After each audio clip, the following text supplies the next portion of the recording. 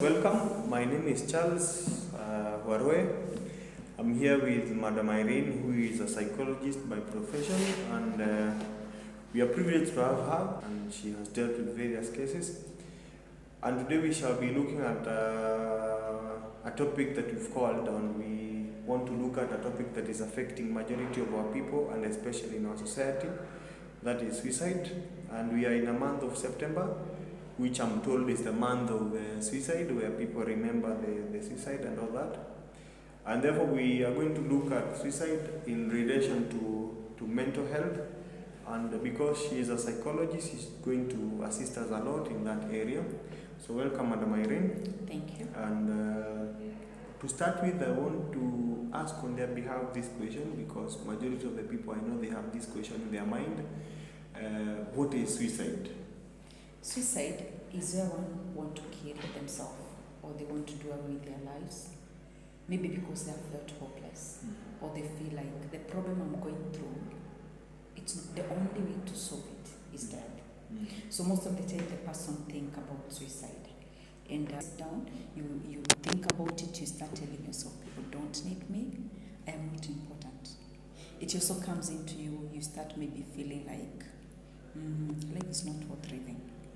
I wish I could sleep and not wake up. With that one, we call it passive thought, passive suicidal ideation, whereby the person is just thinking about it, but they're not planning, but they're just thinking and feeling hopeless, like I don't want to live. We also have the one we call active. Active is where I think about it and I really plan I'm going to do it. And with the ones who say that they are actively suicidal, many times they'll tell you, this date, this hour, I'll do with my life. You'll call my phone, I'll not be there. So that person will say they are actively suicidal. So the person who has the suicidal thought, many times they have a feeling like, if I don't get trigger stopped, I'll go to it. And how to stop the trigger maybe is just to see what you can do to help that person in that situation. It's either the trigger is stopped or I commit suicide. So that is what happens with someone who is really contemplating about suicide. Now, do we have the difference between the suicide and self-harm? Yes, there's a lot of difference between suicide and self-harm. Suicide, they go together somehow, but suicide is where now I plan or I feel I want to kill myself. The person who is self-harm, it is just they concentrate on a specific part of the body. I want to cut the wrist. I want to cut my thigh.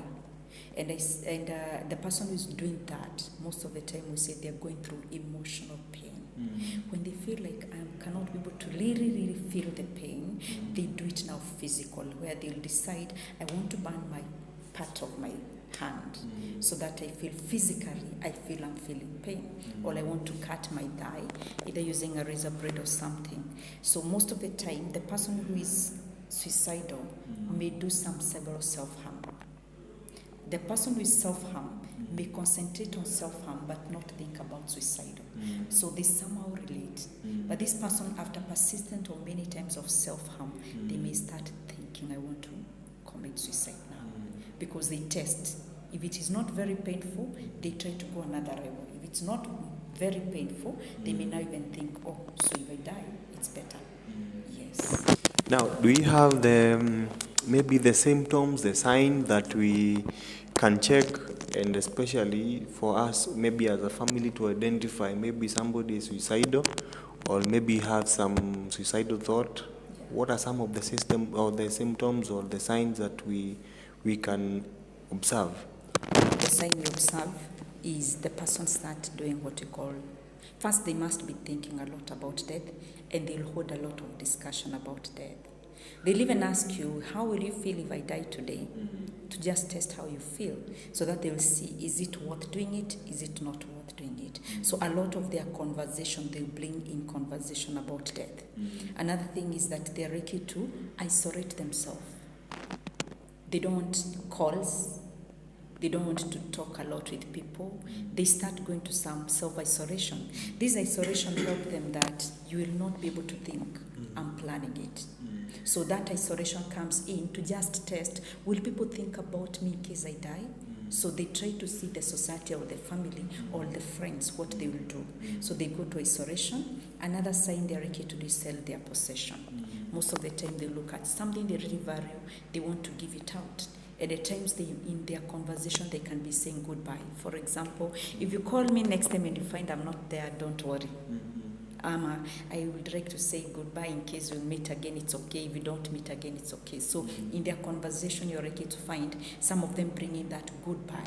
They also have a time of living a don't care attitude whereby nobody cares. So when it's come to drinking alcohol, they'll drink themselves to drugs, and because they're feeling I'm hopeless, nobody wants me and nobody wants me to be there. So those are some of the signs. You may notice that someone is suicidal, but there is consistent of talking a lot about death. This talking helps them to really assess, will it hurt you?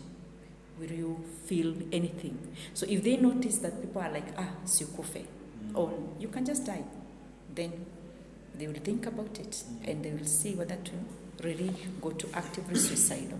So some of the symptoms and the sign, one, we have talked of the isolation. Maybe somebody who was very social and now they start living on their own life. They don't want to intermingle with people. Then the selling of possession, maybe the things that one treasured, vehicles, phones, TV sets or and all that. Then you have talked of living a don't care life. Or maybe somebody just start giving and talking too much about death. Wow, that's a good observation. Now, do the families and the society, maybe where we come from, have a role, and especially when it comes to the issues to do with suicide, when it comes to the issue to do with mental health, do the families, the society, the churches have a role to play, and especially to curb this issue, the suicide and all that? The family and the society have a lot to pray. For example, the family need to give a good support to the person. They can listen to them, even though they may not really solve what is affecting them, because something like betrayal, it's very challenging for the family to solve a betrayal. But they can give support and give assurance that we really care and we love you the way you are. That assurance is very important to someone who is suicidal, because the person who is suicidal want to find there is no reason for living. So the moment you don't support the person, they find, you people don't need me. So most of the time, if the support is given, both emotional, psychological support, and helping them to meet some of their immediate need, if you're able, it will help the person to live.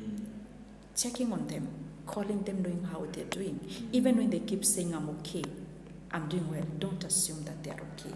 It is very good to keep checking on them, visiting them frequently, and even thinking about it. Remember, they want to reach a time they really contemplate, nobody cares. So when you offer those checkups, they are very, very important. To the society also, not contributing a lot to that person, because sometimes people commit suicide because of mental illness. As a family, we can take the person to the hospital and give support. We have the religious organization like churches or mosque and all that. To such a person, that spiritual nourishment gives hope and makes them feel that I can able to handle whatever is going on. So that spiritual support is also very important to the person, because they feel there's somebody who cares. Remember, spiritually, they also give a feedback of where you're supposed to go when you die. So if you give such support to that person, they'll feel there is love somewhere. There are people who care about me. So it will really help the person to really think about it. But more so, it's just listening to them, not ignoring them and assuming that they're just pretending. If we do not assume them, we'll be able to help the person. Now, of course, somebody may not just wake up one day and decide that I'm going to commit suicide. Yeah. It means there must be some factors, maybe some reasons that lead these people to have such thoughts and even do the suicide. As a psychologist, what are some of the major factors that maybe lead to the people maybe having that thought of committing suicide or even committing suicide? Now, according to the point of psychologists, what are some of the reasons as to why some of the people or the people have those reasons, or they feel like they need to commit suicide? Thank you. Some of the reasons are like, one is about previous suicidal attempts. I have tried the very first time, it didn't succeed. So if I tried the very first time, trying the second time will not do any harm. And especially if the surrounding environment or the support system gives me a view like, we don't care. So the person who has previously attempted suicide is likely to commit it or try it again. That is one reason or major reason why people commit suicide. The family history, if within the family we have someone who committed suicide, sometimes they act like someone who is encouraging us to do it. Because we'll be like, if my brother did it, it means there was no solution for their problem. So if I'm the one, I would also feel like there is no solution. So I am likely also to find myself attempting it. Another common thing today is mental illness.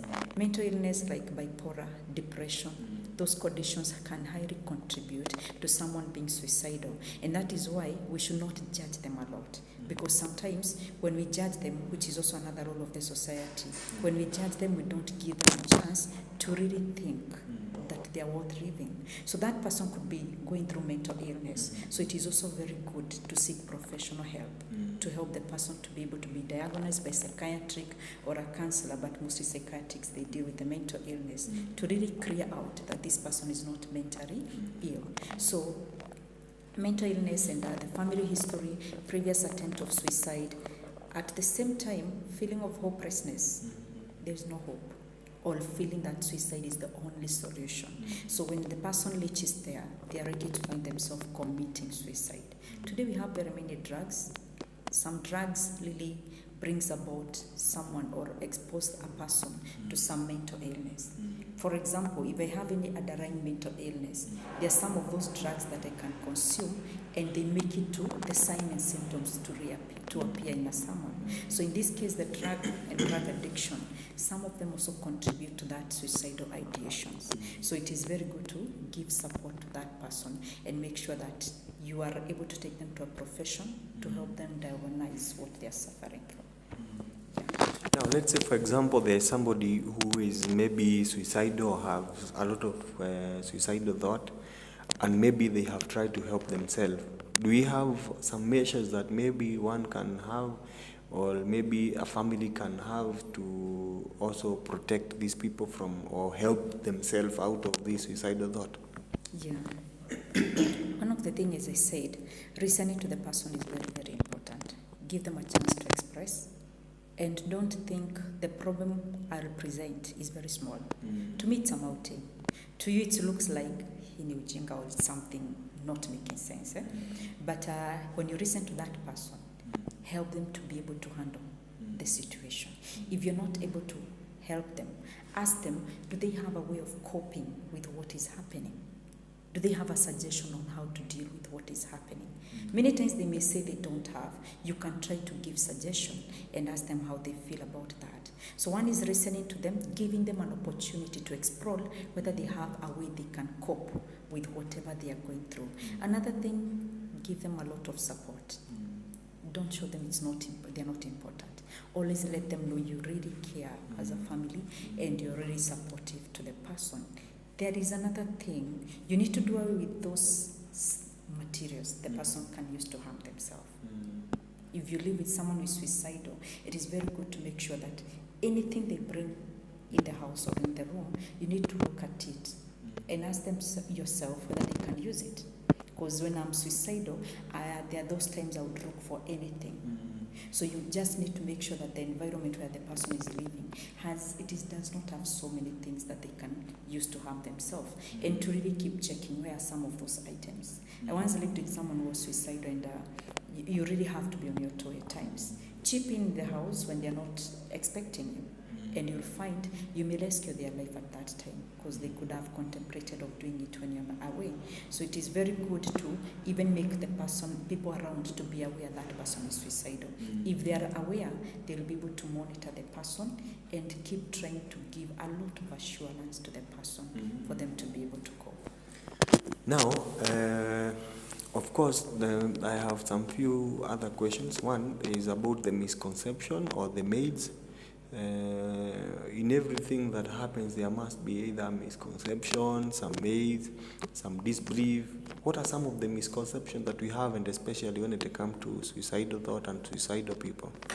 Okay, one of the misconceptions is that when we talk about suicide with them, we'll be encouraging them to commit it. So the society feel we don't need to talk a lot about it because this person will commit suicide by the fact that we have engaged them on the talk.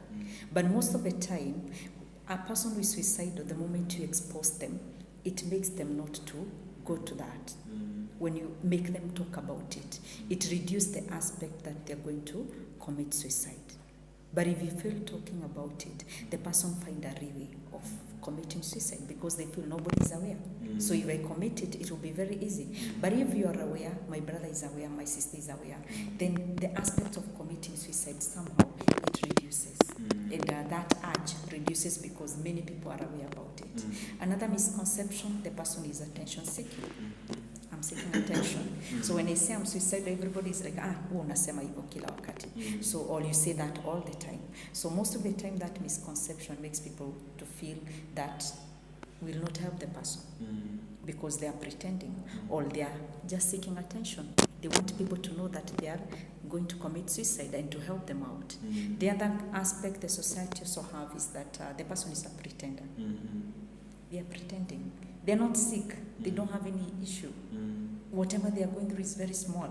So when they put that aspect, the person is pretending. Many times, we don't help the person. Yeah. Now, the last question, so that we conclude, is about does suicide thought or suicidal thought discriminate maybe in terms of wealth, in terms of age, maybe in terms of gender, or anybody can have the thought? And the question, does it discriminate? Not exactly. It does not discriminate. If you go to the books of history, you find even very famous people who had wealth, a lot of finances, and they're able to meet their needs. Some of them committed suicide. This could be some of the risk factors we talked about, the mental illness and all that. So it does not discriminate when it comes to the terms of economic status. To the society, we feel if I'm very poor, I'm the one who is likely to commit suicide because I have so many issues to cope with. But in the reality, anybody can do it. And that is why when you also come to the age, it also does not discriminate on age. In 2020 here in Kenya, we know there is one child who committed suicide with the age of 9.